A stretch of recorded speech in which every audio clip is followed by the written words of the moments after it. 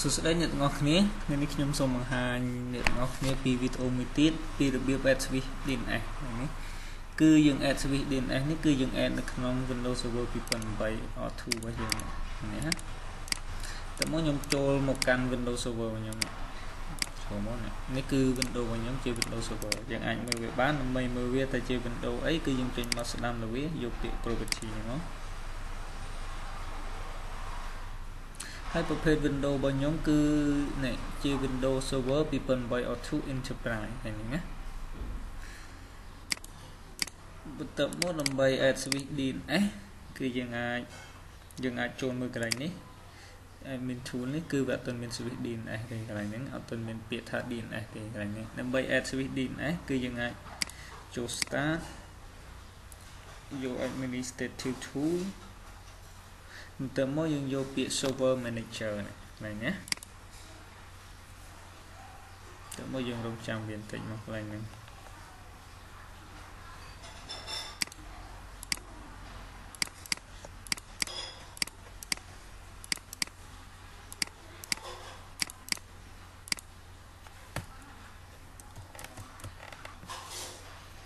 បន្ទាប់មកវាបង្ហាញទាំង server manager របស់យើងនេះ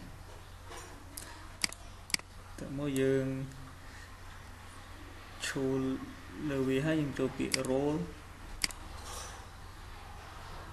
បន្ទាប់មកយកពាក្យថា add role នេះហ្នឹងណាតែមកយើងយកពាក្យ next ហើយនៅកន្លែង server role នេះគឺយើង tick យកពាក្យថា DNS server នេះ tick យកវានេះមកហើយយកពាក្យ next ហើយ next ទៀតនេះតែមកយើងធ្វើការ install ហើយយើងរងចាំវារហូតដល់វា install ចប់កន្លែងហ្នឹងណា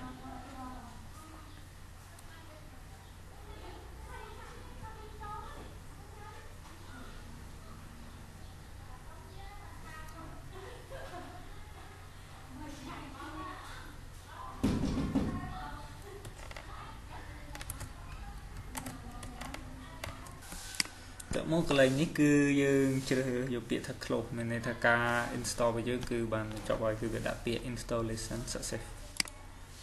ហើយយើងបិទមកទៅមកយើងចូលមកកាន់ start ម្ដងទៀតយើងមើលថា switch DNS យើង